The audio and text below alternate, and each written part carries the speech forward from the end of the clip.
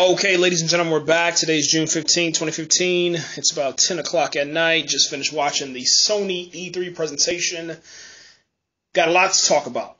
All right. I'm just going to go ahead and write what I have on my Facebook page so I don't miss anything. And let me just say this before I start, man. As an Xbox fan, I was really, really happy.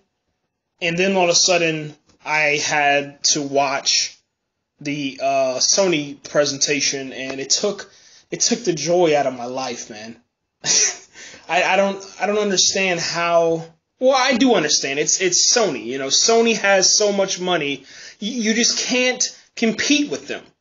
Now, I'm not saying that Sony won the presentation. I think that, or they won E3. I think that it's a draw as of right now. But I just thought that, you know, after Xbox gave us the backwards compatibility, we would be good to go. We'd be on the top.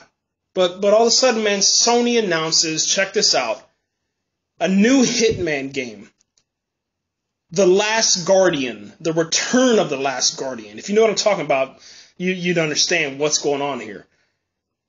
World of Final Fantasy and Final Fantasy VII Remake. Did you hear what I just said? I said 2 Final Fantasy games, a brand new Hitman game, The Last Guardian, and they also gave us some sort of PlayStation television that has Showtime and Machinima and some other channel, and you can actually subscribe to each individual channel. It's like, what the hell just happened, man? Like, I don't understand. I mean, like, Xbox, it seems as if they're one step behind Sony every single year. We're playing catch up every single damn year, and I don't know, man. I don't get it. I don't get it.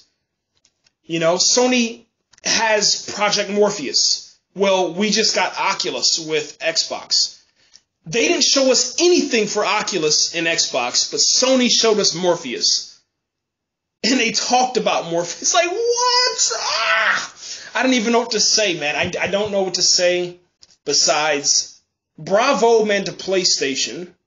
The Final Fantasy, both of them, even seeing Final Fantasy VII and the remake, I was blown away, man. I literally started tearing up a little bit, because when you see the sword and its massive size, and you see him walking through the city, and you see, you know, all the diverse characters and all the characters that you come to know and love from Final Fantasy, and just, I don't know, that whole Japan, Asian, the way that they tell the story is so amazing. And it just gets you pumped up, man. But then all of a sudden they have this little cute, tiny little Final Fantasy, which will introduce a brand new generation into Final Fantasy, and that is the world of Final Fantasy. It's like, I don't know, if it's like a maybe a Mario RPG meets Final Fantasy. I don't know. It's just really, really cute little characters, man. Almost looks like something off of Nintendo or something. I don't know. But it's really, really cool. And The Last Guardian, man, that I broke down on that. I'm not even gonna lie. I won't sit here and even try to lie to you. I broke down. I'm in tears. I'm crying. I don't know what the hell's going on with me. It's crazy. Like, I don't even want to ruin it for you. You just gotta go in the description box, or just type in up on YouTube, type in The Last Guardian, watch the trailer, then you understand what I'm talking about. That damn dog. I thought that damn dog was gonna die, man. I thought the dog was gonna sacrifice himself. The fucking dog couldn't fly, and that pissed me off, so I was already emotional, because I was like, why don't you just pick the boy up and fly? But maybe your wings are broken, or you're too damn heavy, you've been eating too much, I don't know, fucking grass and trees, or whatever the case may be, and you just they put us in this awkward situation where, you know, you can't jump into the screen and help the kid, and he has this giant little, friend, his little pet. And I thought I was going to die, man. And I was like, God, man, please don't let this damn dog die. It was almost like watching I Am Legend with Will Smith. That's what I felt like. I just felt vulnerable. I felt like I was helpless. And, yeah, it was really, really awesome, man. I love that, man. Uncharted. Let's talk about Uncharted 4. Uncharted 4, I never wanted to play Uncharted until I played The Last of Us. And The Last of Us changed my entire life. The way that game played out, I enjoyed it. I loved it. and seeing Uncharted today, Uncharted 4, I was like, wow. You know, you're driving automobiles now, and everything is open world, and you can drive forever. You know, you can break things. The environment is breakable. It was so fluid, so beautiful, man. I can't even say anything bad about any of that stuff, because that's what really grabbed your attention, showed you the difference between PlayStation and Xbox. The graphics for PlayStation, when I have it on my watching, you know, the live stream, I got it on 720. I can't put it on 180 because for some reason it skips in my internet connection, most likely. But on 720, PlayStation looks like it's on 1080. And on 720, Xbox looks like it's just on like 7 or 640.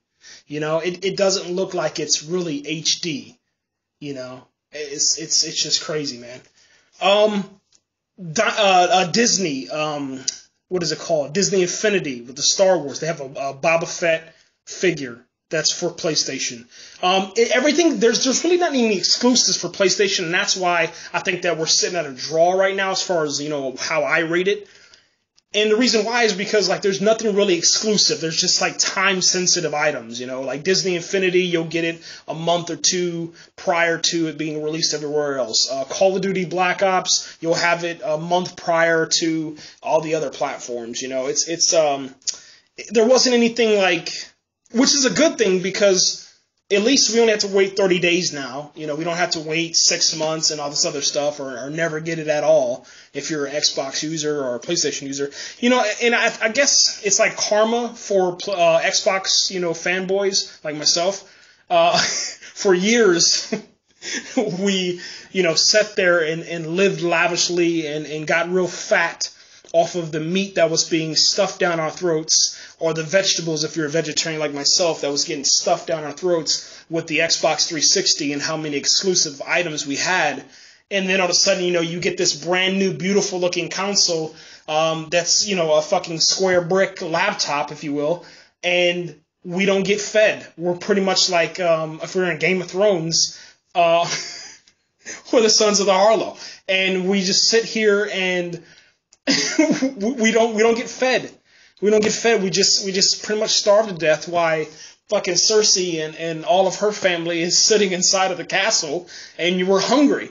And for some reason, you know, I guess it's karma. That's all I can say. For some reason, it's karma, because now Sony has everything. They have everything. Battlefront, you know, with the Star Wars. They have DLC content. Destiny. It's almost as if every single first-party publisher just abandoned Xbox. Just said, you know what, fuck it, we're out of here. And even when Xbox said, you know what, we're not going to use the Kinect anymore, these companies still didn't come back. And I don't understand why. Why won't you come back to us? Like, I feel so like abused and used. I never experienced this before, and I think that's what's going on with me, because I'm like, I don't understand. You know, I mean, shit, we put money into the system too. So we should be able to, you know, have great games. I just don't understand, man. Sony has this game called Dream, and I'll end with this because I'm running out of time.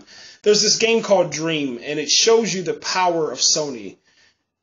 I've always, you know, woken up from nightmares and dreams, and I've sitting down and I started writing like journals and keeping journals of all my dreams. And I wish that one day, if I was ever going to be a Hollywood director or a independent film director, that I would, you know, make my movie out of my dreams. Well, Sony did that with this thing called Dreams, and it's literally taking all the ideas that you have, creating them on the screen, and then sharing them with people, and people can remix and mash up their dreams with yours, and it's a huge shared dream community. And it was one of the most beautiful things I've ever seen in my entire life.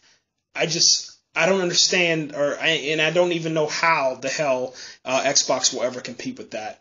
So, in closing, man, Sony did a great job, and E3 was great, man. And hopefully Nintendo can, you know, I don't know, maybe do something great, man. We're out here, guys. That's out of time. I'm out of time.